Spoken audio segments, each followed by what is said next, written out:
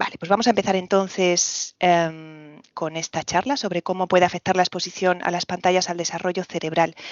Antes de empezar con vuestras preguntas, quiero empezar mencionando lo que son los principios generales del neurodesarrollo. Son solo dos principios y son muy importantes para que luego entendamos por qué las pantallas pueden tener un impacto en el neurodesarrollo.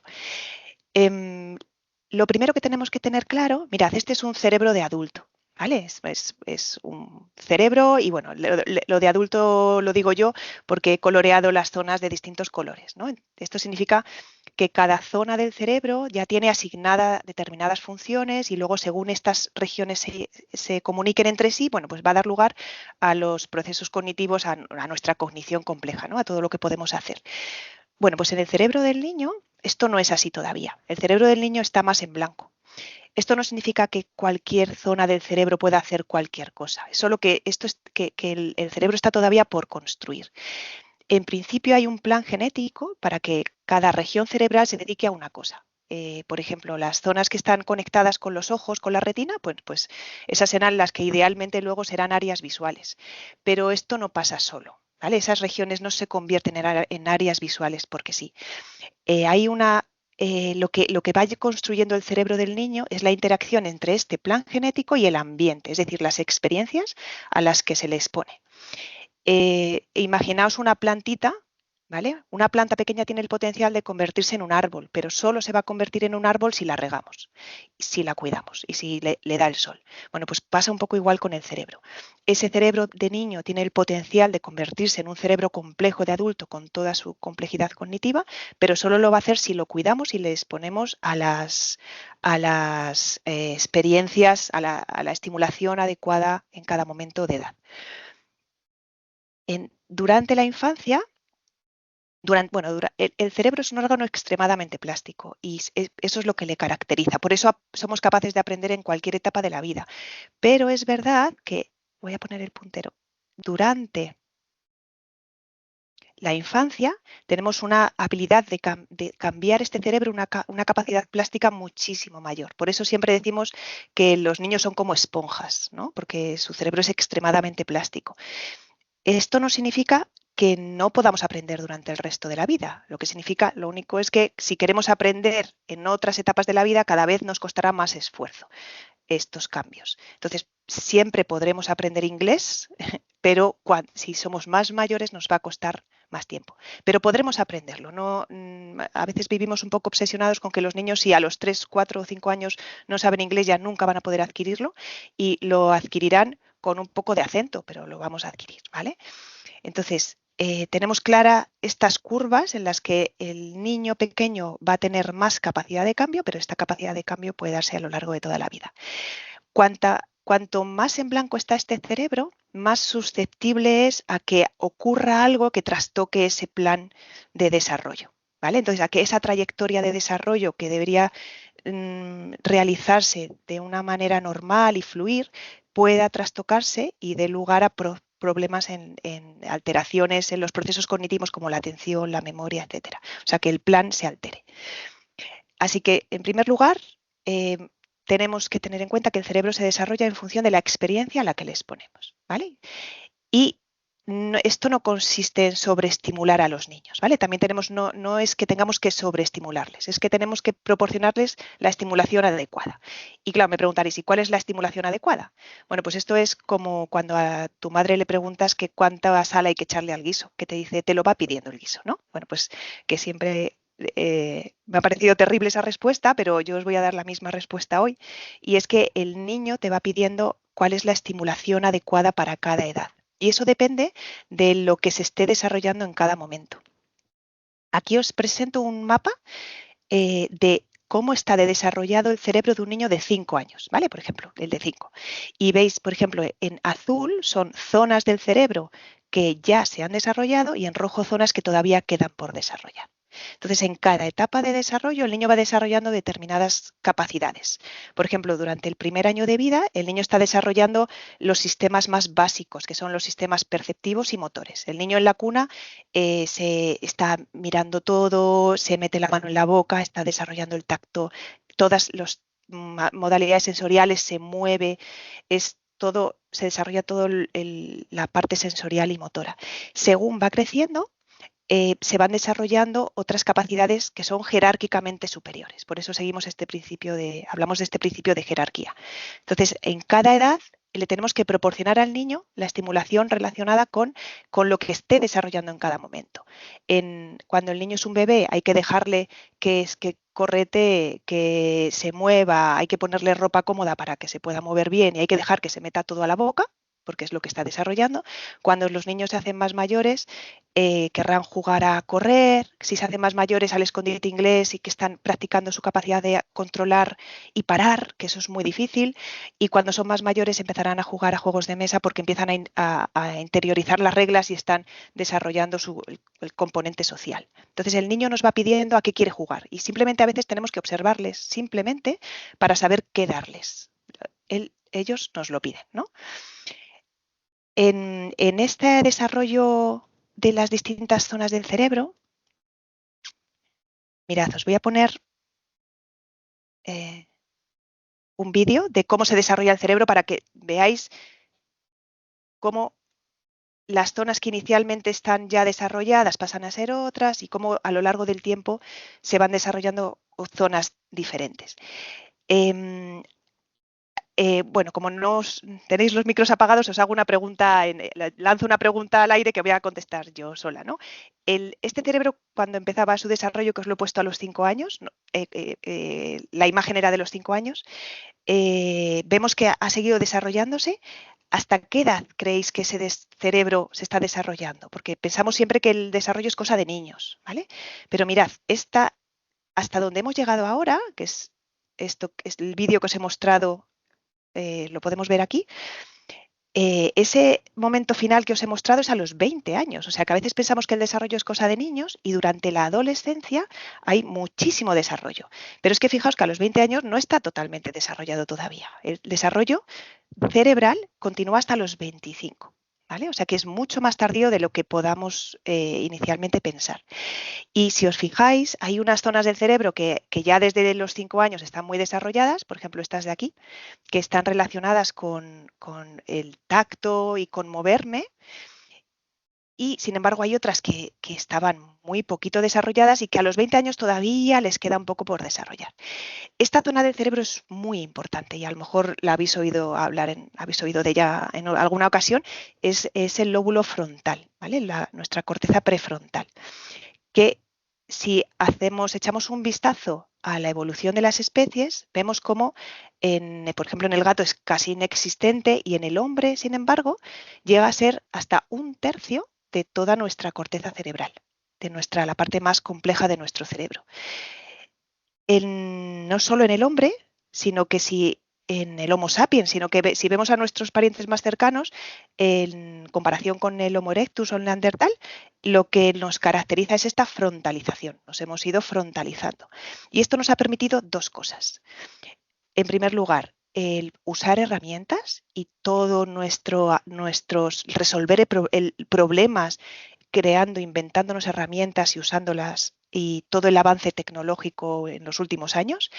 Y en segundo lugar, nos ha permitido socializar y ser capaces de interaccionar, de controlar, por ejemplo, nuestra conducta, regular nuestras emociones para poder tratar no solo con lo que a mí me interesa personalmente, sino con lo que interesa a la sociedad como grupo, ¿vale? Entonces, para eso es tan importante la corteza prefrontal. Y como veis, es la región, como os he enseñado, es la región que más tarda en desarrollarse y por lo tanto en los adolescentes va a ser vulnerable todavía. Si hay una sobreexposición a pantallas, puede afectar al desarrollo de estos procesos de orden superior de la corteza prefrontal. Entonces son las más vulnerables y al mismo tiempo son las que nos permiten, estas regiones son las que nos permiten esta capacidad de autocontrol que en la adolescencia todavía no tenemos, ¿vale? Entonces, guardad esto para el final, cuando hablemos de cómo afectan las pantallas a los adolescentes, tenemos que tener en cuenta estos dos aspectos. Primero, para controlar el uso de los dispositivos, el uso de la tecnología para hacer un buen control, necesitamos la corteza prefrontal y, sin embargo, en los adolescentes es algo que todavía no se ha desarrollado. Vale, pues con esta pequeña introducción vamos a empezar ya con vuestras preguntas. Mirad, han sido más de 600 preguntas y las hemos organizado, hemos tirado de tecnología y hemos pedido a ChatGPT que nos ayudara a organizar estas preguntas por bloques. Y estos son los bloques que hemos obtenido, ¿vale? La gran mayoría de las preguntas tienen que ver con la edad y el tiempo de exposición recomendado y con el contenido y el tipo de pantallas que pueden generar mayor o menor riesgo. ¿Cuál es el impacto en el desarrollo cerebral y cognitivo y si este impacto tiene efectos a largo plazo? Preguntas relacionadas con la adicción y con la gestión del uso de pantallas y con el uso de pantallas en el ámbito educativo, ¿vale? Entonces vamos a empezar con los dos primeros bloques y os muestro algunas de las preguntas más características que habéis hecho. Por ejemplo, ¿a partir de qué edad es apropiado? Perdonad. ¿A partir de qué edad es apropiado comenzar a exponer a los niños a pantallas? ¿Cuánto tiempo es el máximo recomendado?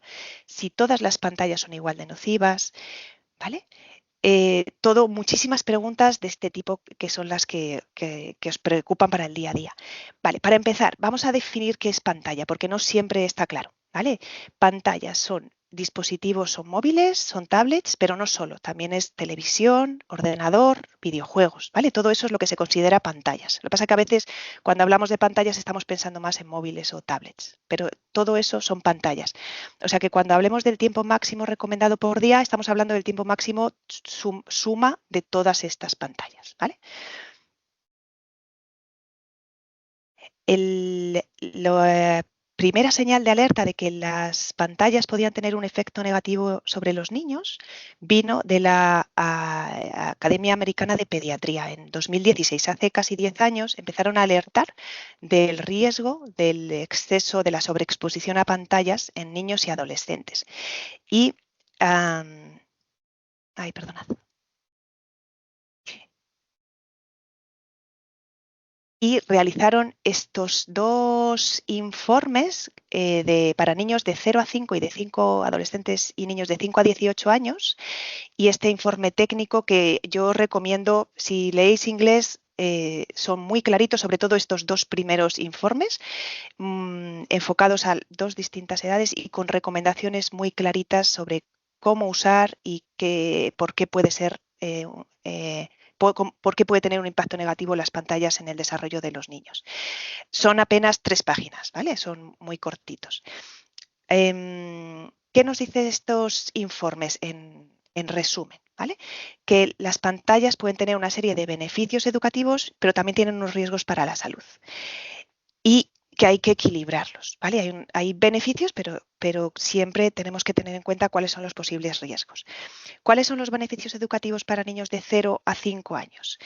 Son poquitos, ¿vale? Solamente en programas educativos tipo Barrio Sésamo, por ejemplo, que pueden promover en niños de entre 2, 3, 5 años, que pueden promover la alfabetización y la cognición social. Pueden tener algunos beneficios, pero hay que tener cuidado con programas que a lo mejor ponen el sello de educativo y no son tan educativos realmente, o que tienen, por ejemplo, que utilizan demasiada estimulación, porque los niños a esta edad todavía no tienen suficiente capacidad atencional para gestionar mucha estimulación. Habría que tener cuidado con este tipo de programas, aunque les pongan el sello de educativo. También programas tipo, por ejemplo, Baby Einstein, que se pusieron de moda, no estar realmente que proporcionaban así como mucha estimulación a los niños, pero sin mucho orden, y no está tampoco comprobado que eso haya tenido ningún beneficio, y de hecho sí que se veía que niños que veían demasiados vídeos podían tener incluso desarrollar un peor vocabulario. Así que bueno, beneficios justitos, ¿vale? Y de algunos programas muy en concreto.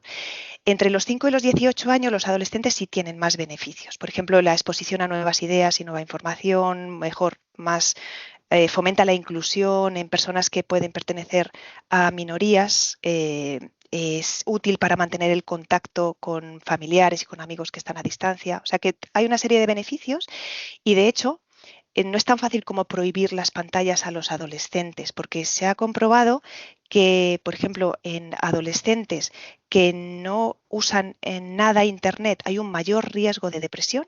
Adolescentes que tienen un uso excesivo de Internet también tienen un mayor riesgo de depresión, y los que mejor están en su salud mental son los adolescentes que hacen un uso moderado, ¿vale? O sea que no siempre prohibir es la solución, sino que sería más fácil casi prohibir, pero en muchas ocasiones lo mejor es un uso moderado.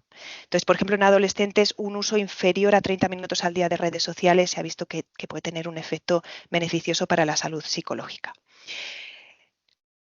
Estos son los beneficios, ¿vale? No, algunos, no muchos, más en adolescentes. Pero ¿cuáles son los riesgos? Mirad, hay bastantes riesgos. En primer lugar, en el sueño, ¿vale? Por una parte, sabéis que las pantallas emiten esto que se llama luz azul y que inhibe la secreción de melatonina, que es muy importante para desarrollar, para quedarnos dormidos. Esto se puede solucionar fácilmente si ponemos filtro de luz azul y ponemos nuestros móviles en luz nocturna, que yo se lo recomiendo a todo el mundo que lo haga durante todo el día, ¿vale? Este problema nos lo quitamos. Pero no es solo la luz azul, sino que además, por ejemplo, el uso de redes sociales antes de irse a dormir genera sobreexcitación, y eso también retrasa el momento de dormir. Incluso tener los dispositivos, aunque estén apagados en la habitación, una televisión en la habitación, eso también retrasa el momento de irse a dormir. O sea que los dispositivos fuera de la habitación. ¿Y por qué es tan importante que no afectemos el sueño de los niños y de los adolescentes? Porque durante el sueño, bueno, y de los adultos también, ¿vale? Durante el sueño se limpia el cerebro de toxinas que se han ido acumulando durante el día. Eso es una función fundamental que tiene el sueño. Y una segunda función muy importante en niños es que promueve la maduración cerebral y la maduración del cuerpo también. La hormona de crecimiento se secreta fundamentalmente durante el sueño, ¿vale? Entonces, no debemos hacer que nuestros niños ni nuestros adolescentes pierdan ni un minuto de sueño. Eso es importante. Un segundo riesgo es sobre el ejercicio físico, ¿vale? Las pantallas y el ejercicio físico son incompatibles. Y el ejercicio físico, de nuevo, es muy beneficioso también para la salud cerebral. Es una de las pocas actividades que se ha comprobado que promueve la neurogénesis, es decir, la aparición de nuevas neuronas, que no es algo que ocurra con frecuencia. Normalmente tenemos las que tenemos, se contactan entre ellas, pero no suele haber nuevas neuronas, y el ejercicio físico sí que las promueve su aparición. Un tercer riesgo es el riesgo de obesidad. Los niños que utilizan pantallas más de una hora y media al día tienen un mayor riesgo de obesidad. Sobre todo, tenemos que tener mucho cuidado con no utilizar las pantallas durante las comidas. Esto es muy importante. Ya no es solo porque igual las pantallas, igual que decía con el ejercicio físico, las pantallas son también incompatibles con la alimentación. Tenemos que tener cuidado de no utilizar pantallas durante el momento de las comidas. Y es muy tentador, por ejemplo, con bebés. Yo recuerdo el momento de darle de comer a mis bebés como algo que había que armarse de paciencia, ¿no? Porque no te abre la boca, ahora no quiere, no era como estar ahí media hora, una hora detrás de ellas para que comieran. Si le ponemos el móvil delante o la televisión, los niños abren la boca y empiezan a engullir, ¿no? Y es muy tentador ponerles dibujitos para que los niños coman, pero eso no es nada bueno para ellos, ¿vale? Eso sí que es algo que deberíamos evitar. ¿Por qué? Porque alimentarnos no es solo engullir, sino que hay algo muy importante, y es que tenemos que aprender las sensaciones relacionadas con la alimentación, el gusto de la comida, las texturas. Tenemos que estar atentos a ello. Y si yo estoy atenta a una pantalla, no estoy atenta a la alimentación. Y tengo que estar atenta a mis señales de saciedad. Hay algo muy importante, y es que cuando estamos comiendo, nuestro estómago envía señales al cerebro de cuándo está saciado. Estas señales tardan un poco en llegar. Entonces, por eso, cuando como muy rápido, a veces cuando ya estoy llena ya es tarde, y ya me doy cuenta tarde y he comido ya 20 cucharadas de más. Entonces es importante estar atenta a esas señales, y el niño tiene que aprender a estar atento. Si está atento a la pantalla del móvil, no está atento a las señales de saciedad, y por eso incrementa el riesgo de obesidad. Así que nada de móviles durante las comidas. También los niños tienen que desarrollar otros tipos de juegos que hagan que se muevan, música, juego con otros niños. Tienen que realizar juegos variados. Eso es lo que genera un desarrollo cerebral y cognitivo equilibrado. No pueden jugar solo a una cosa, ni a un videojuego, ni a hacer un solo tipo de actividad. Así que tenemos que proporcionarles como adultos juegos variados y que tengan tiempo para distintos tipos de actividades. Tenemos que propiciar también que haya interacción social. El cerebro no solamente es importante, hasta ahora he hecho mucho énfasis en el desarrollo cognitivo, en la parte cognitiva, pero también es muy importante el desarrollo socioemocional y que el niño sea capaz de interactuar y que tenga un vínculo adecuado con la familia y con los amigos. Y eso solo se consigue en la interacción cara a cara. Y por último, hay un riesgo muy importante en las adicciones, ¿vale? Como veremos relacionado con otra serie de preguntas. Además, estos factores de riesgo se relacionan entre sí. Entonces, por ejemplo, cuando un niño duerme menos, tiene más probabilidad de estar irritable y tener esas rabietas relacionadas con la adicción. Los niños que están más activos, hacen más ejercicio físico, duermen mejor, ¿vale? O sea que el problema también de las pantallas es que cuando afectamos a varios de estos factores de riesgo, estos también se retroalimentan entre ellos. Entonces, ¿cuáles serían las recomendaciones generales que nos da la Academia Americana de Pediatría sobre el uso de pantallas? En primer lugar, limitar el tiempo, ¿vale? De aquí hay su famoso lema: de 0 a 2 años, 0 pantallas; de 2 a 5 años, menos de 1 hora al día; de 5 a 18, menos de 2 horas al día. Y siempre, en general, siempre menos de 2 horas al día. Esa sería una recomendación general. Pero no solo limitar el tiempo, sino cómo utilizamos las pantallas. Es importante hacer un uso compartido de la tecnología con el niño. Por ejemplo, estos beneficios educativos en los niños entre 3 y 5 años, que pueden aprovecharse de algunos programas educativos, es necesario que lo hagan en presencia y con mediación de un adulto, que sea el adulto el que les vaya reinterpretando lo que están viendo para que eso sea realmente beneficioso. Entonces, bueno, yo sé que muchos utilizamos los dispositivos como cuidadores digitales porque a veces lo necesitamos, pero deberíamos hacerlo siempre en interacción con el niño, que estemos los tres presentes e interaccionando. Evitar las pantallas durante las comidas y 1 hora antes de ir a la cama para evitar los efectos perjudiciales en la obesidad y en el sueño, y fomentar que el niño realice actividades variadas.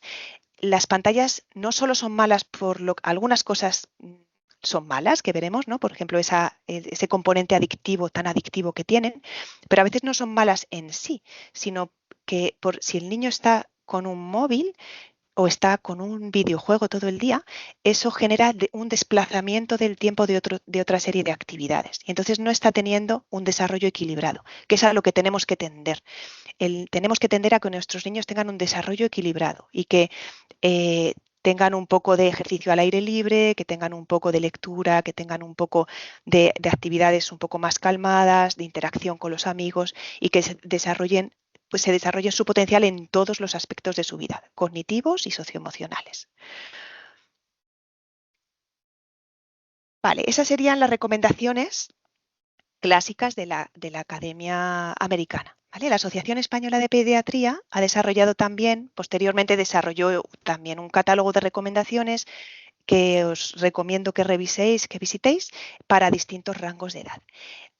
Tenéis el link a esta página, que si la visitáis, veréis que a día de hoy aparece esta nota. Estamos trabajando en la actualización del Plan Digital Familiar. Puedes visitar nuestra nota de prensa, que lo que dice, y esto lo habéis mencionado algunos padres en vuestros comentarios, es que han cambiado las recomendaciones. Hasta ahora la recomendación era de 0 a 2, 0 pantallas. Ahora, si os fijáis, la recomendación es 0 pantallas hasta los 6 años, ¿vale? Y solo 1 hora al día de los 6 a los 12. Bueno, es complicado hacer una recomendación general sin matices. Entonces, efectivamente, la recomendación, vista la evidencia científica que hay, la recomendación más segura y más conservadora es 0 pantallas hasta los 6 años. Igual que la recomendación sería 0 azúcar, ¿vale? En niños. Pero muchas veces eso es muy difícil y a lo mejor en ocasiones vemos que puede tener un efecto perjudicial. Por ejemplo, si el niño va a un cumpleaños, no va a ser el único que no coma chuches o que no coma tarta. Entonces, a veces, por tener un buen vínculo socioemocional, a veces hay que hacer estas pequeñas excepciones, ¿no? Esta es la recomendación más conservadora. Yo lo que os quiero contar hoy es cuáles de estas pantallas, no todas las pantallas son iguales, ni todos los contenidos son iguales. Entonces, si vuestros niños pequeños están expuestos a pantallas, ¿cuáles son las menos malas? ¿Vale? ¿A cuáles se podrían exponer sin tanto riesgo o en qué situaciones incluso puede ser beneficioso que se expongan? Mirad, por ejemplo, con respecto al contenido, no todos los contenidos son iguales. Si hacemos un semáforo aquí de, bueno, cuáles son los mejores y luego os contaré los peores, entre los mejores tenemos, por ejemplo, que también lo habéis recogido muchas familias, las videollamadas con familiares, ¿vale? Por ejemplo, si vuestro hijo o vuestra hija tiene a sus abuelitos en Salamanca, pues el hacer videollamadas con ellos va a generar un contacto que de otra manera que la tecnología a día de hoy nos permite y que hace unos años no teníamos. Y ese abuelito lo veíamos una vez al año y no teníamos un vínculo con ellos.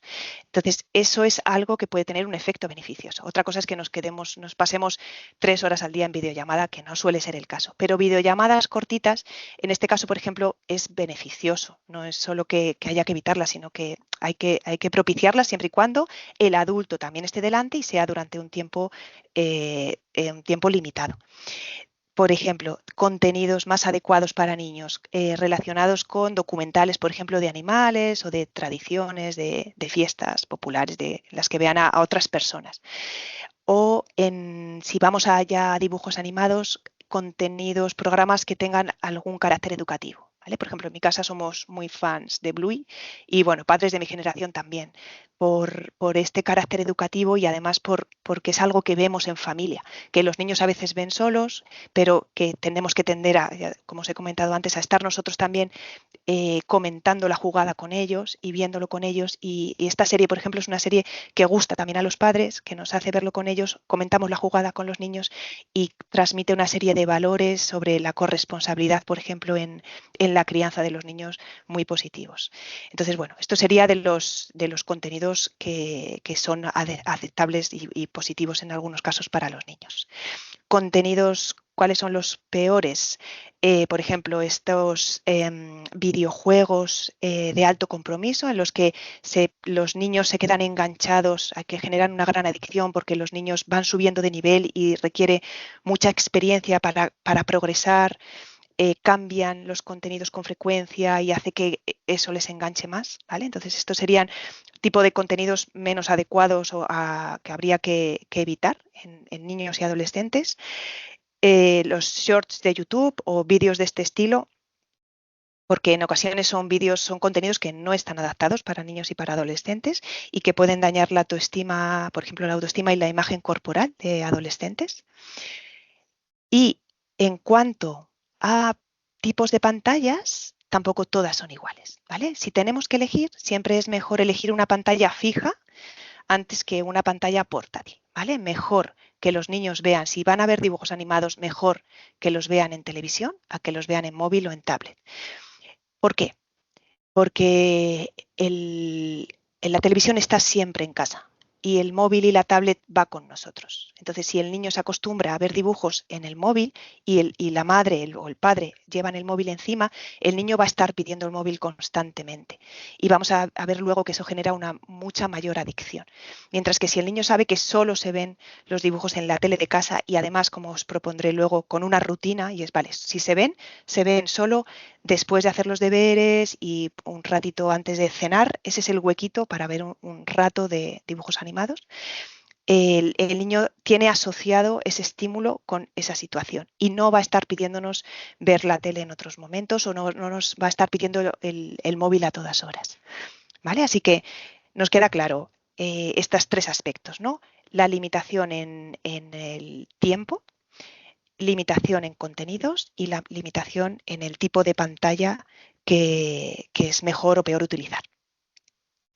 Vale, pues eso lo tenemos claro. ¿Cuál es el problema? Que recordáis, ¿no? Siempre menos de 2 horas al día. Esa es la recomendación y, por ejemplo, en este informe de la Fundación Gasol de 2023 hay algún dato más actual, pero bueno, van en la misma línea o incluso peor. Lo que vemos es que los niños de 8 a 16 años, que es sobre los que se hizo este estudio, no respetan este límite temporal. Y los niños en 3 semanas están en torno a 3 horas de contenido de uso de pantallas. Y los fines de semana están por encima de las 4 horas. O sea que estamos muy por encima de las recomendaciones. Los únicos, de hecho, que la siguen esta recomendación, que llegan todavía a seguirla, son los niños de 8 años. Según vamos creciendo, 9, 10 años ya, tanto entre semana como los fines de semana, nos disparamos a 3, 4 o casi 5 horas al día, que es una barbaridad.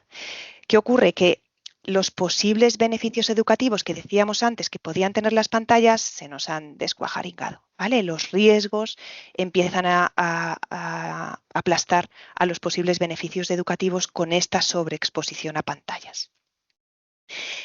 La sobreexposición a pantallas no es buena ni para los niños ni para nosotros adultos. Eso no es bueno para ninguno de nosotros, pero en los niños y en los adolescentes, o sea, en los cerebros en desarrollo, es muchísimo más grave, porque ese cerebro todavía no se ha desarrollado.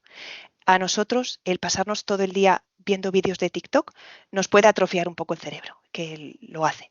Pero ya hemos tenido la oportunidad de desarrollar nuestros procesos cognitivos hasta un nivel muy alto. El problema es que en los niños y en los adolescentes les estamos cortando la oportunidad de desarrollar todo su potencial con esta sobreexposición. Entonces, bueno, es grave la sobreexposición, pero es más grave todavía en un cerebro en desarrollo y tenemos que cortarlo. Hay que mantenerse con un tiempo máximo, el mínimo posible, pero desde luego con un máximo de 2 horas y ya os digo, estamos todavía lejos de conseguir ese objetivo. Vale, pues vamos a pasar. Estas son con respecto a las recomendaciones, ¿no? Y diferenciar distintos tipos de pantallas y contenidos. Vamos a pasar a ver cómo impacta en concreto, ¿vale? Yo os estoy hablando de que tiene un impacto negativo, pero en concreto, ¿en qué impacta las pantallas? Y habéis realizado preguntas relacionadas con cómo impactan las pantallas en la concentración, en la atención y cómo puede relacionarse esto con el trastorno por déficit de atención, cómo impacta las pantallas sobre la memoria, el lenguaje, las habilidades sociales. Mirad, en general, impacta sobre todo esto. Y hay evidencia, y también preguntabais, ¿no? Pero ¿hay evidencia científica que corrobore que hay un efecto negativo? Y es sí. La respuesta es sí. Claramente, una exposición de más de 2 o 3 horas al día tiene un efecto perjudicial sobre el neurodesarrollo.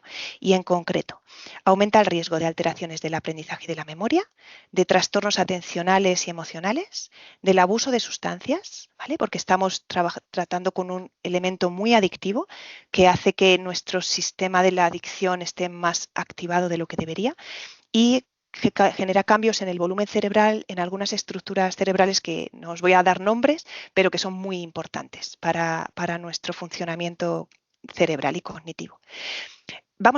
Es que os quiero explicar por qué impacta sobre estos procesos. Vamos a empezar con la memoria, ¿vale? Entonces, estamos utilizando Internet como una memoria externa.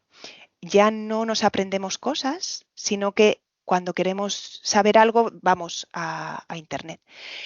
Y de hecho está apareciendo lo que se llama el efecto Google, que es que ya nos cuesta menos saber dónde tenemos que buscar la información, dónde encontrarla, que acordarnos del hecho en sí.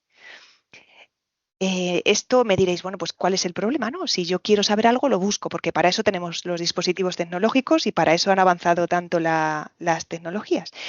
Y la respuesta es sí, la información va a estar ahí, pero el problema que tenemos por no estar ejercitando nuestra memoria es que la estamos atrofiando. Ese es el gran riesgo. Entonces, la información está en Internet, sabemos dónde encontrarla, pero nuestra memoria y nuestro cerebro trabaja, es un músculo, es como un músculo. Entonces, si yo, por ejemplo, me vuelvo muy vaga y en vez de querer andar, decido que quiero ir en un carrito que me lleve, pues el carrito me va a llevar, la tecnología va a hacer el trabajo por mí, pero ¿qué va a ocurrir? Que si me paso así 3, 4, 5 años, cuando quiera volver a andar, mis músculos van a estar atrofiados y no van a poder.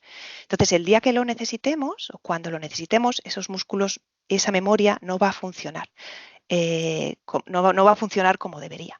Entonces, es importante, yo siempre en el sistema educativo hemos repudiado mucho el aprendizaje memorístico y esto viene de la época en la que todo era aprendizaje memorístico. Y yo siempre he estado muy a favor de que hay que aprender las cosas de manera razonada. Pero creo, y ahora un poco viendo lo que está ocurriendo con estas déficits de memoria que estamos teniendo, creo que he vuelto atrás y ahora creo que efectivamente que tenemos que volver a memorizar. No aprender de memoria y sin razonar, no, aprender razonando, pero tenemos que almacenar hechos y tenemos que acordarnos de las fechas en las que hubo acontecimientos importantes en la historia y tenemos que hacer el esfuerzo de acordarnos. Es que ahora no estamos haciendo el esfuerzo. Entonces hay que fortalecer ese músculo de la memoria. Y mirad, aquí sí os doy un dato técnico, porque creo que es importante. La parte más importante de nuestro cerebro para nuestra capacidad de memorizar es una zona que se llama hipocampo. Es una estructura muy chiquitita de nuestro cerebro, pero que es súper importante, porque sin ella seríamos incapaces de registrar ningún nuevo aprendizaje. Y de hecho, fijaos lo importante que es y lo sabéis, pero igual no sabéis que lo sabéis, las personas con enfermedad de Alzheimer lo que tienen es una atrofia de esta pequeña estructura del hipocampo. Y fijaos lo dañino que es para su vida cotidiana el tener esta atrofia del hipocampo que empieza como pequeños despistes, pero que continúa en etapas avanzadas de la enfermedad de Alzheimer, como que el paciente es incapaz de acordarse de sus familiares y llega un momento en que no se acuerda ni de su propia identidad. Imaginaos lo importante que es el hipocampo. Bueno, pues memorizando estamos fortaleciendo el músculo del hipocampo y estamos protegiéndonos contra enfermedades como la enfermedad de Alzheimer, que si sacamos músculo de hipocampo, lo vamos a hacer más resistente a enfermedades como ella, como la demencia tipo Alzheimer. Algo parecido pasa con el uso del GPS. Es maravilloso que nos guíe un GPS, pero fijaos, la otra gran capacidad de la que se ocupa el hipocampo es la navegación espacial, ¿no? Y la capacidad para ubicarnos en un mapa, ¿no? Y poder realizar estos trayectos mentalmente. Entonces, de nuevo, estamos exteriorizando la capacidad para orientarnos en un GPS, estamos dejando de hacerla nosotros y eso eh, está haciendo que no estemos fortaleciendo esa capacidad y no estemos fortaleciendo ese hipocampo. Y igual que os decía antes, esto es grave en un adulto porque un adulto está perdiendo músculo de hipocampo, pero es más grave aún en un cerebro en desarrollo, en un adolescente que nunca en su vida ha leído un mapa, porque si no lo hacen, no van a ser capaces de hacerlo en el futuro o por lo menos, como os decía antes, les va a costar mucho más esfuerzo. Entonces hay que practicar estas habilidades, en estos procesos cognitivos, la memoria, hay que practicarla para que se haga más fuerte. Otro proceso sobre el que afecta muy negativamente las pantallas es la atención. Estamos inmersos en un mundo, estamos constantemente distraídos por notificaciones y ya nos cuesta mantener nuestra atención de manera prolongada un periodo de tiempo. En los estudiantes, por ejemplo, se estima que son capaces solo de mantener su atención durante 6 minutos en presencia de distractores. Y bueno, yo diría que los adultos también estamos tendiendo a eso.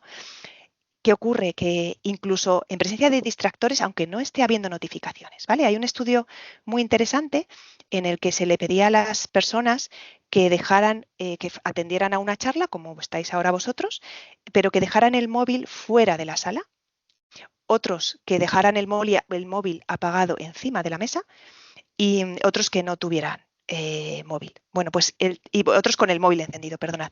Bueno, pues los que recordaban menos detalles sobre la charla son los que tenían el móvil encendido, pero incluso aquellos que tenían el móvil apagado encima de la mesa recordaban menos detalles que si el móvil estaba fuera.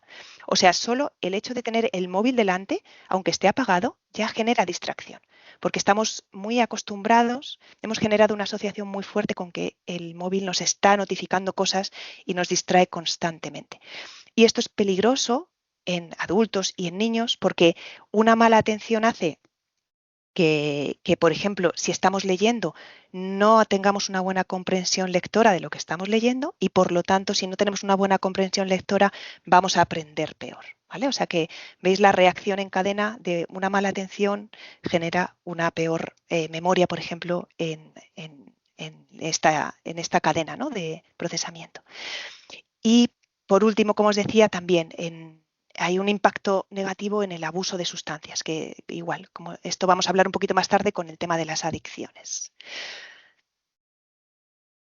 ¿Qué sabemos? Bueno, no lo estoy pintando muy bien hasta ahora, pero bueno, si creéis que no lo estoy pintando muy bien, esperaros a lo que viene, esperaos a lo que voy a contar sobre los efectos a largo plazo, ¿vale? Preguntabais, ¿hay evidencias científicas sobre los efectos a largo plazo de la exposición a pantallas? Y sobre todo una pregunta que se ha repetido mucho. ¿Este daño es irreversible o hay manera de revertirlo? ¿Vale? Bueno, pues vamos a ver sobre esto. Bueno, primero, la tecnología evidentemente ha impactado en nosotros como especie y nos ha hecho aumentar nuestra inteligencia colectiva eh, a cotas que no sospechábamos, ¿vale? Ha incrementado la productividad, la eficiencia, el acceso rápido a la información, la mejora de la comunicación, podemos comunicarnos con cualquier parte del mundo en cualquier momento, ha impulsado el conocimiento científico, nos hace la vida más fácil, ¿vale? Esto es un poco como visualizo yo esta relación con la tecnología. El chat GPT nos resuelve los problemas, pero claro, a costa de que yo no estoy pensando, yo no estoy redactando mi texto, sino que dejo que lo haga chat GPT. Entonces, de nuevo, estoy obteniendo muy buena productividad, pero estoy atrofiando mi músculo cerebral. ¿Vale? Entonces, bueno, ese es el riesgo. Entonces, como colectivo, indudablemente, hemos avanzado bueno, estratosféricamente en el último siglo y en los últimos años.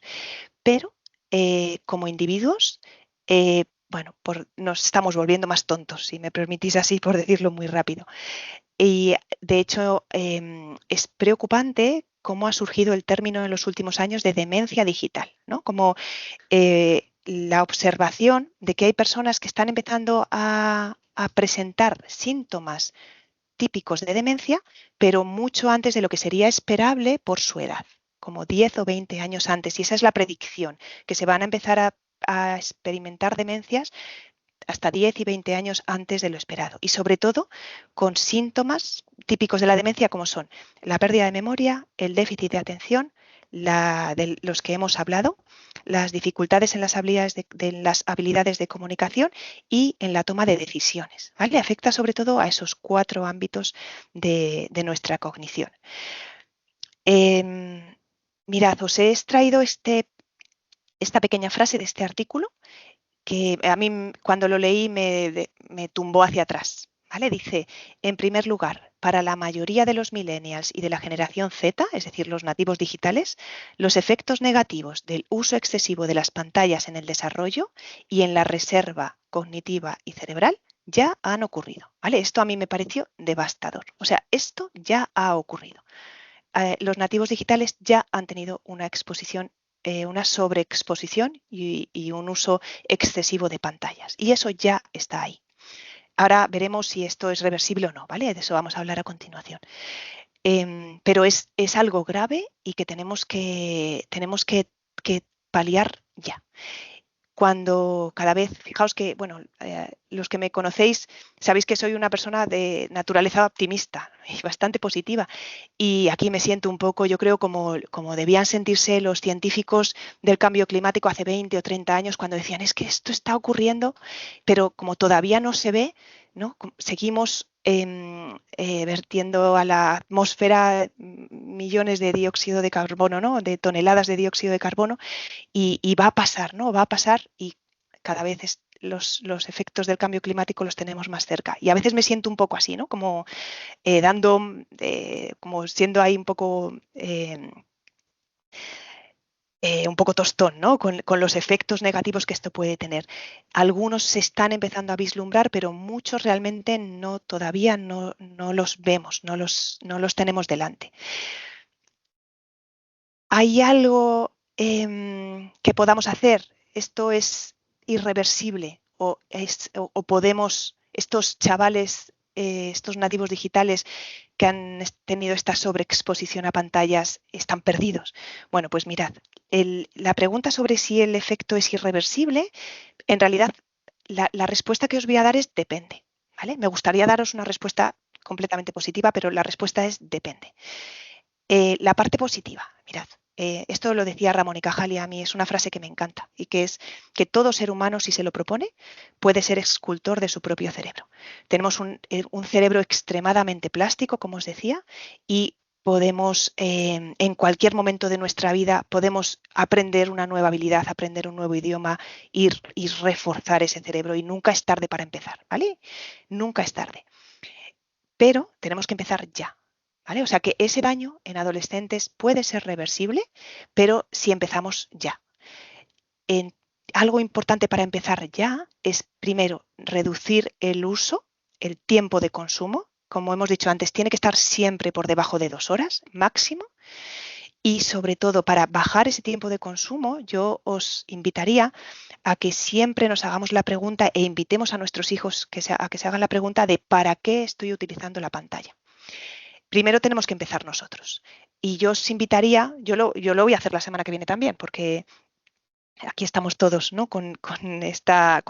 Este sobreuso, ¿no? Estamos rodeados de pantallas por todos lados. Entonces os invito a que la semana que viene, cada vez que vayáis a usar el móvil o un dispositivo digital, os preguntéis para qué lo estáis usando. ¿Realmente lo tengo que utilizar en este momento? ¿Es para algo importante? ¿O es solamente lo voy a mirar y lo voy a soltar y he perdido un rato de interacción con mi hijo? Entonces, si estáis en el parque, ¿realmente es tan interesante mirar algo que me ha llegado, una notificación que me ha llegado? ¿O es mejor que yo esté disfrutando y viendo qué está haciendo mi hijo, pendiente de él y viendo si quiere algo de mí o simplemente disfrutando de verle? Entonces os invito a que hagáis esta reflexión igual en los centros educativos, cada vez que utilicemos una pantalla, preguntaos, ¿para qué? En ocasiones hay un beneficio educativo, ¿vale? Y los hay. Entonces, en ocasiones, pues es que es algo importante que lo utilicemos, pero a lo mejor no siempre. Y a lo mejor lo que voy a hacer con una pantalla lo podría hacer con lápiz y papel. Entonces, bueno, ese como primera reflexión. Y como segunda, es que si queremos que los niños y los adolescentes cambien su tipo de consumo, tenemos que ser modelos de buen uso. Una imagen vale más que 1000 palabras y si yo estoy todo el día pendiente del móvil, mi hijo va a querer ser como yo. Es que nuestros hijos simplemente quieren ser como nosotros. Entonces, eh, si yo estoy todo el día pendiente del móvil, el móvil se va a convertir en un objeto de deseo para el niño. No hay nada que genere más conflicto, no sé si os ha pasado, pero no hay nada que genere más conflicto en un parque que llevar un carrito de bebé. Todos los niños quieren, niños, niñas, todo el mundo quiere el carrito de bebé, porque sus papás llevan carritos de bebé, ¿vale? Cuando son pequeños y ellos quieren ser como nosotros. Entonces, tenemos que ser modelos de buen uso para indicarle a los niños cuál es el camino de la autorregulación, cómo regular y hacer un buen uso de la tecnología, que seamos nosotros quienes usemos la tecnología y no la tecnología quien nos use a nosotros.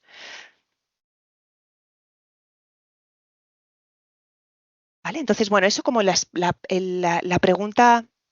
La respuesta optimista a la pregunta de si el daño si el daño es irreversible o no, ¿vale? Siempre estamos a tiempo de cambiar, pero hay que actuar ya. Ahora, mi respuesta negativa. Cuando esta sobreexposición ha sido muy temprana, es más difícil que el efecto sea irreversible, ¿vale? Porque hemos afectado mucho la trayectoria de desarrollo típica de esos niños. Y mirad, esta imagen es preciosa y es una imagen que refleja el proceso que los psicólogos llamamos de atención conjunta. Mirad esta niña que está señalando aquí, ella sabe que su mamá también está atendiendo ahí. Las dos están atendiendo de manera conjunta a lo mismo. Y es una de las cosas más bonitas en el desarrollo de la interacción social de los niños. Se empieza a desarrollar alrededor del año de vida y se adquiere más o menos a los 18 meses. Pero fijaos, para que esto se adquiera hace falta una serie de pasos anteriores. Y es que para que la atención conjunta se adquiera, lo primero que el niño tiene que ganar es atención. Entonces tiene que ser capaz, cuando tiene unos meses de vida, 2 meses de vida, de empezar por ejemplo, a mantener contacto visual con el adulto. Un poco después será capaz de focalizar la atención en algo. Un poco después va a ser capaz de cambiar su foco de atención de una cosa hacia otra, que no es nada fácil. Y después, solo después es cuando puede aparecer la atención conjunta y enseñarle a mi mamá dónde quiero que atienda. Si alguno de estos pasos se estropea el proceso. ¿Vale? Entonces, si cuando mi bebé me mira y está buscando mi contacto visual, yo estoy mirando el móvil, en vez de estar pendiente de él, el niño va a estar a otra cosa. Si cuando me está pidiendo ayuda con algo, cuando está cambiando el foco de atención, yo no estoy atendiendo, se van a ir entorpeciendo estos procesos y se va a retrasar el momento de adquirir la atención conjunta. ¿Y por qué le doy tanta importancia a la atención conjunta? Porque mirad, para que es cuando esta niña está señalando aquí, va a poder empezar, cuando ese niño de 18 meses es capaz de hacer que su madre o su padre presten atención a lo mismo que ellos, es cuando poco después van a empezar a señalarlo todo y van a empezar a preguntar, ¿esto? ¿No? Y van a empezar a señalarnos todo para que les digamos, esto es una silla, mira, esto es un cuento. Y los adultos les vamos a ir interpretando el mundo y vamos a hacer que el niño vaya ganando vocabulario. Y este es un hito fundamental en el desarrollo del lenguaje del niño. Entonces, fijaos cómo el que yo no interactúe con mi niño cuando es un bebé, cómo puede hacer que todo el proceso se atasque y que el niño, por ejemplo, tenga un retraso en el desarrollo del lenguaje. ¿Vale? Niños sobreexpuestos a pantallas en estos primeros meses de vida, es muy posible que tengan retrasos muy importantes en estos procesos, como la atención conjunta, el lenguaje, que son, por ejemplo, los mismos procesos que se ven alterados en niños con trastorno del espectro autista. De hecho, los primeros que en alguna ocasión, los primeros que me pedisteis que os diera alguna charla relacionada con el efecto de las pantallas en el desarrollo, fuisteis los equipos, que yo sé que hay alguno hoy, los equipos de atención temprana, porque empezaban a llegaros niños que veíais que estaban teniendo una exposición excesiva a pantallas con síntomas de niños de autismo. Y claro, me preguntabais si eso se debía a las pantallas y no tengo respuesta.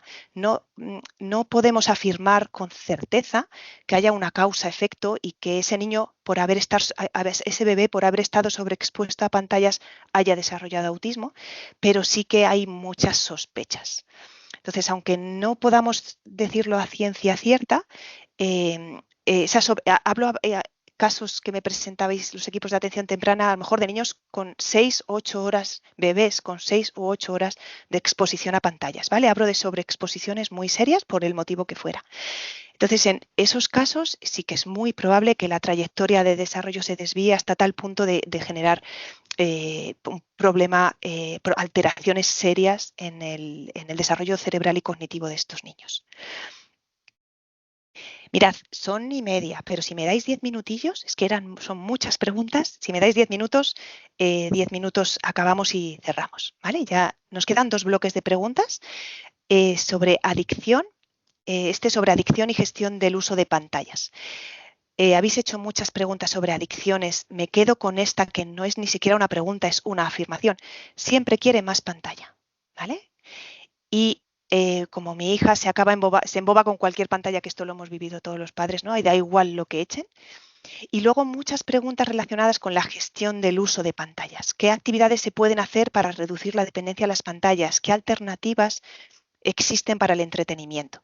Mirad, esto ya escapa, aparte de que no nos daba tiempo a más, escapa un poco de lo que puedo contaros. Entonces, os recomiendo 2 cosas. Este informe EmoChild que se acaba de realizar en España con una serie haciendo un diagnóstico de cómo está el uso, los hábitos de uso de pantallas en infancia y adolescencia y dando unas recomendaciones muy claras para padres. Tenéis el link, os he dejado el link para que podáis acceder a él. Y luego, en este ciclo, para el próximo 13 de marzo tenéis una charla dedicada a esto, que os recomiendo que asistáis, que yo también asistiré, las pantallas, uno más de la familia, normas y límites para no perdernos en las redes, ¿vale? Por Miguel Hierro, que os va a hablar de cómo gestionar, sobre todo cómo gestionar en familia el uso de pantallas, redes sociales, etcétera. Yo me voy a centrar más en las adicciones y que entendáis por qué las pantallas generan adicción, ¿vale? Entonces, me quedo con el siempre quiere más pantallas. Y os voy a presentar os voy a poner un vídeo para que veáis un experimento que es muy esclarecedor, ¿vale? Es un experimento, además es un hallazgo que se hizo un poco por casualidad. Eran dos investigadores, Olds y Milner, que pusieron un electrodo, a veces se hace en animales, ¿no? Poner un electrodo implantado dentro del cerebro de una rata para estaban estudiando procesos motivacionales. Pero bueno, el caso es que se equivocaron, pusieron el electrodo en un sitio donde no era y empezaron a observar algo raro. Y es que la rata parece que siempre se quería ir al mismo rincón de la jaula, como que estar en ese rincón le generaba de alguna manera placer. Entonces diseñaron un dispositivo que se llama un dispositivo de autoestimulación eléctrica cerebral, con el que la rata directamente podía darse estimulación en esa zona del cerebro donde habían colocado el electrodo, pulsando una pantalla. ¿Vale? Mirad, os lo voy a poner el vídeo para que lo veáis.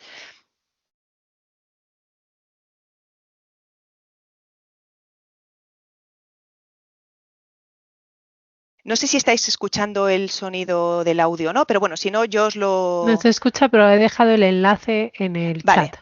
vale, entonces yo hablo mientras, ¿vale? Mirad, aquí el dispositivo, tenéis el dispositivo y esta palanca y veis cuando la rata pulsa, lo oye, pero no lo vais a oír ahora, pero sí que veis que se enciende esa lucecita, ¿verdad? Bueno, pues lo que podéis Sí, observar es que la rata está todo el rato pulsando. Y incluso en este caso que la ponían en la jaula y le ponían esta plataforma electrificada que la rata tenía que cruzar para ir a coger comida.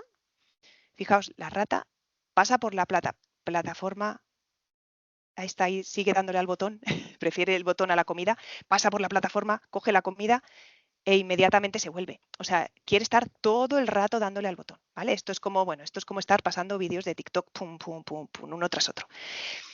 ¿Qué habían descubierto estos investigadores? Lo que hoy conocemos como el circuito de la recompensa. Lo que le está pasando a esa rata es que cada vez que pulsa el botón, está directamente activando las zonas del cerebro que generan placer y bienestar, que son estas regiones que veis por aquí y que lo conocemos como circuito de la recompensa o conocemos también como circuito de las adicciones. Es que son las mismas regiones. Las mismas regiones que nos hacen sentir placer son las mismas que evidentemente cuando nos hacemos adictos a algo es porque nos genera mucho placer y queremos más, más, más y más. Y esas ratas se pasaban el día pulsando esa palanca hasta tal punto de que llegaban a pulsar hasta 2000 veces por hora. Las hembras pasaban de cuidar a sus crías, los machos no hacían caso a las hembras en celo, se olvidaban de dormir, de comer, o sea, era una locura, porque estaban estimulándose una zona de sensación de altísimo placer.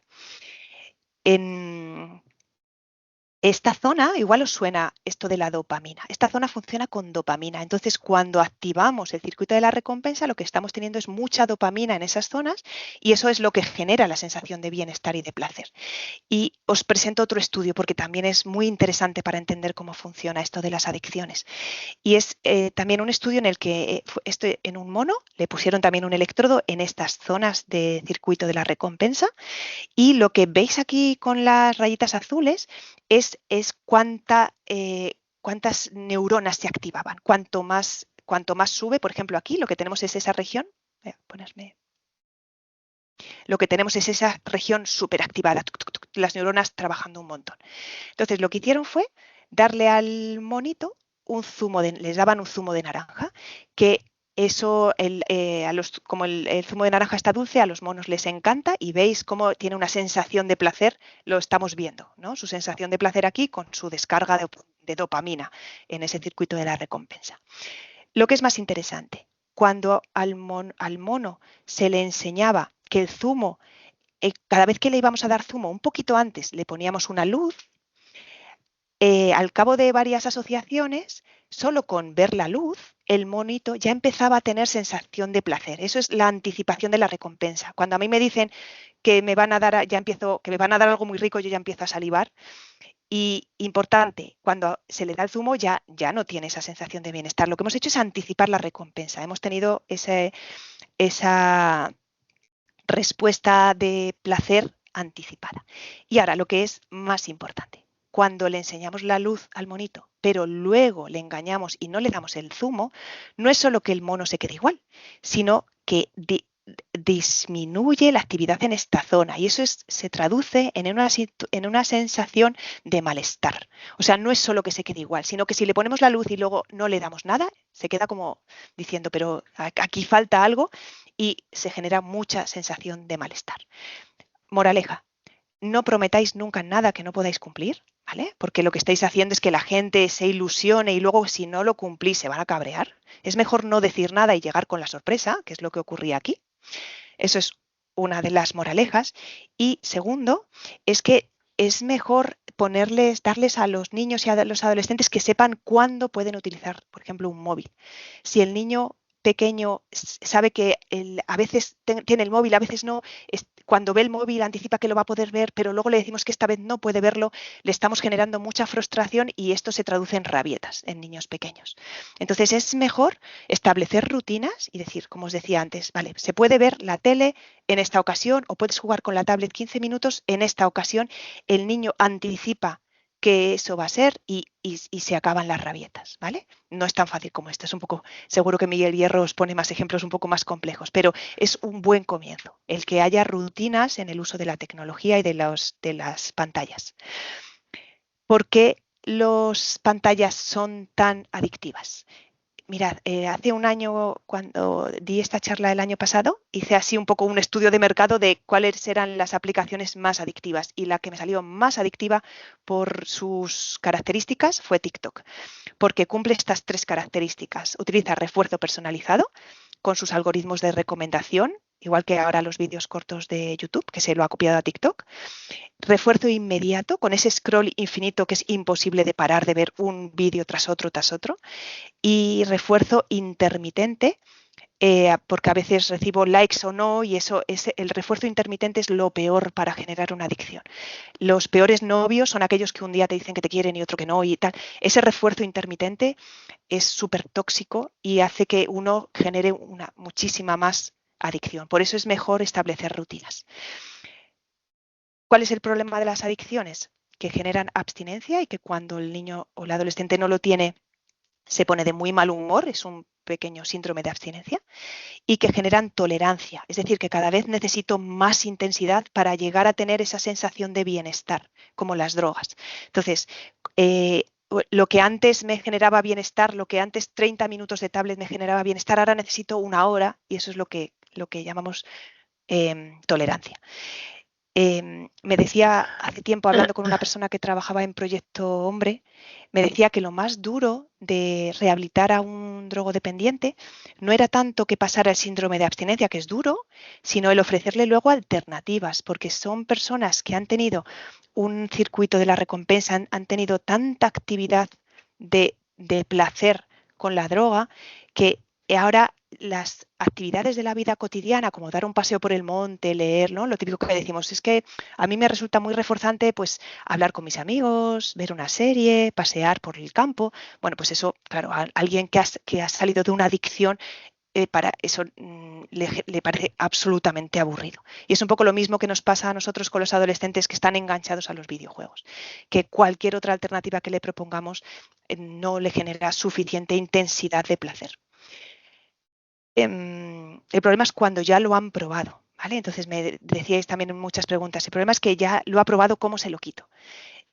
Bueno, esto es un poco como cuando los padres intentamos que nuestros niños pequeños tomen el yogur sin azúcar, ¿no? Y luego resulta que van a casa de los abuelos y zasca, cucharada de azúcar y ya es imposible volver atrás. Entonces, bueno, hay que negociar. Una vez que lo han probado, hay que negociar y es como, bueno, pues te echo una pizquita de azúcar, pero vale. Entonces, bueno, es un poco esa gestión que tenemos que hacer de los tiempos y de cómo utilizar los dispositivos. Entonces, recomendaciones muy breves. ¿Qué hacer? Evitar el refuerzo intermitente, establecer rutinas y alertar de los riesgos y educar en su uso responsable, igual que hemos hecho siempre, por ejemplo, con el alcohol. ¿Por qué los adolescentes no pueden controlar, no tienen capacidad, igual que pasa con el alcohol, por ejemplo, para controlar, autocontrolarse, ¿no? Mirad, el autocontrol requiere de un balance entre esa actividad en mi circuito de la recompensa, lo que llamamos estos procesos límbicos emocionales, que me piden más y la corteza prefrontal de la que os hablaba antes, que es quien me permite controlar y decir, vale, me estás pidiendo más, pero no puede ser, ¿vale? O estoy anticipando, esto va a tener consecuencias negativas, entonces me corto. ¿Qué ocurre en los adolescentes? Que en los adolescentes estos sistemas afectivos, el circuito de la recompensa de las adicciones, no es solo que ya esté, sino que está sobreestimulado, está sobreexcitado, está más activo de lo que está en un adulto. Por eso los adolescentes tienden a buscar más sensaciones, a probarlo todo, porque tienen un sistema afectivo, un sistema límbico más activo. Y todavía, sin embargo, su corteza prefrontal todavía no se ha desarrollado. Entonces, en la adolescencia, sobre todo temprana, hay un desajuste absoluto entre los sistemas, entre lo que le pide el circuito de la recompensa y lo que puede controlar la corteza prefrontal. Por eso tenemos que ayudarles. No vale con decirle a un adolescente de 15 años, no le podemos decir, pero deja ya el móvil. No, es que no pueden. ¿Vale? Es como si los chavales están haciendo botellón y yo llego con mi botella de whisky, mi botella de Coca-Cola y les digo, mirad chicos, os dejo aquí la botella de whisky, pero tomad un chupito solo, tomad un poquito más de Coca-Cola y la botella de whisky, tomad solo un chupito cada semana. Es como, pues no, eso no va a funcionar nunca. Pues es igual que si le dejo el móvil delante y le digo que se autogestione él. Es imposible, pero porque tienen este desajuste. Ya a los adultos nos cuesta, pues a un adolescente con este desajuste que es prácticamente imposible lo que les estamos pidiendo si no tienen nuestra ayuda. Y por último, uso de pantallas en el ámbito educativo. Seguimos el mismo principio que decíamos anteriormente. ¿Es beneficioso usar pantallas en educación en etapa infantil? Pues mejor evitarlas. En niños un poco más mayores, desde luego de 0 a 2, nada. En niños un poco más mayores puede tener en alguna ocasión algún beneficio educativo con algún programa en concreto, pero en general mejor evitarlo. Me diréis, claro, pero nuestra ley educativa habla de que hay que desarrollar la competencia digital. Vale, pero desarrollar la competencia digital no es sinónimo de utilizar dispositivos digitales. De hecho, como definen en el Ministerio la competencia digital, dicen que implica el uso seguro. O sea, a lo que tenemos que enseñar a nuestros niños y adolescentes como competencia digital es a hacer un uso seguro, saludable, sostenible, crítico y responsable de las tecnologías digitales para el aprendizaje, para el trabajo y para la participación en la sociedad, así como la interacción con estas. O sea, que tenemos que enseñarles a usarlas, pero no a usarlas de manera adecuada, pero no a pulsar botones. Y en parte, mucha de esta educación y de estas competencias que les podemos utilizar de cómo hacer un uso responsable se pueden hacer con lápiz y papel.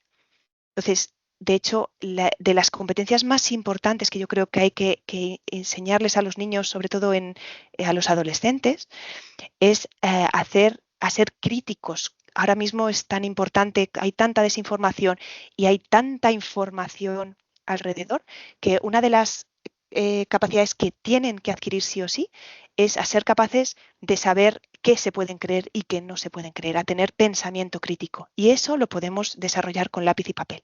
No hace falta tener una pantalla delante. Entonces, ¿qué hacemos?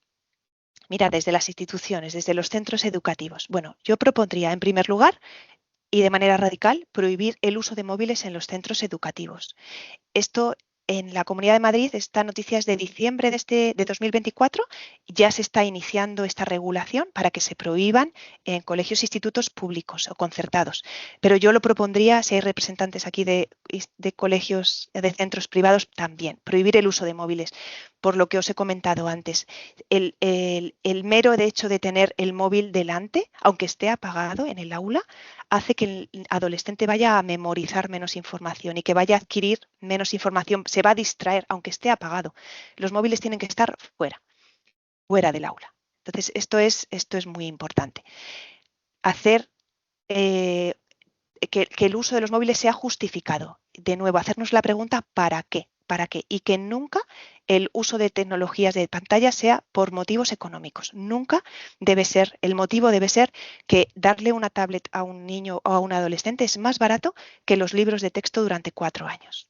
¿Vale? Eso no podemos jugar con la salud de los niños, con la salud cognitiva, la salud cerebral, la salud mental de nuestros niños y adolescentes por cuestiones económicas. Igual que la comida barata, la comida basura es más barata que la comida saludable y en nuestros comedores no les damos salchichas y hamburguesas a los niños, ¿vale? Pues por el mismo motivo no podemos jugar con su salud mental en este terreno. Y reforzar los procesos cognitivos y socioemocionales más afectados por el uso excesivo de pantallas. Practicar, hacer que el niño refuerce, hacer músculo cerebral de atención, memoria, de habilidades de comunicación y de toma de decisiones, de este pensamiento crítico, que son los 4 procesos que se ven más afectados por el uso excesivo de pantallas.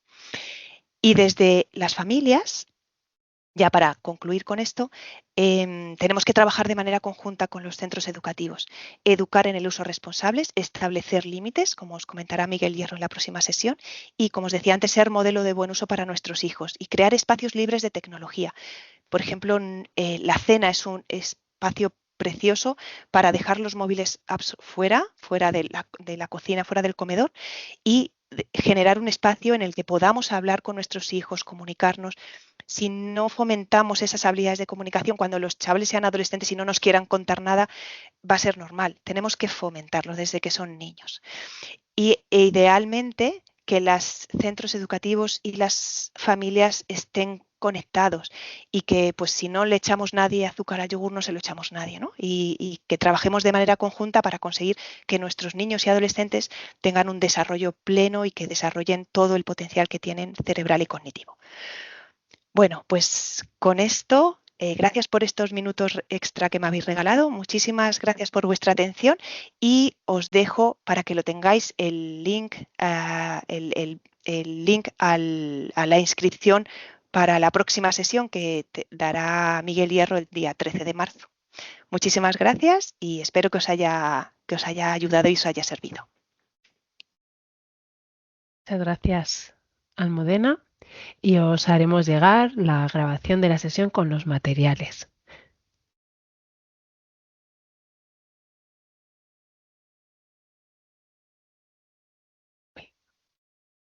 Mira, aquí he visto, hay una mano levantada, perdona, Ruth. Es Ruth. No sé si quieres, espera, voy a finalizar, que no sé cómo. Bueno, pues Ruth, te doy, se está grabando, Ruth, que lo sepas. Y había alguna pregunta más. Yo creo que ya te he habilitado, Ruth, si quieres. Sí, dice que quería aplaudir. Ah, Igual le ha vale, dado a la mano en vez de al aplauso. vale. Gracias, Vale. Ruth. Y gracias a todos Sí, es por que nos vuestros estamos. comentarios. Estamos muy fuera de hora. Había alguna pregunta más, pero bueno, es que si no nos vamos muchísimo de hora. Yo espero que eso, que muchísimas gracias y que os va a llegar la presentación y la grabación. Eso, gracias. Gracias a todos. Que estabais preguntando, yo os hago llegar ahora el vídeo, me tenéis que dar tiempo para que se termine de grabar, vamos, y que se suba y os mando el enlace y en el enlace vais a tener el acceso a la, a la presentación, vais a tener acceso al vídeo y vais a tener la información para la próxima sesión, ¿vale? O sea que vais a tener todo en ese correo que os voy a hacer llegar, sí que os pido un poquito de paciencia en lo que tarde en hacerlo y que sois más de 2000 personas, ¿vale? Pues nada, muchas gracias.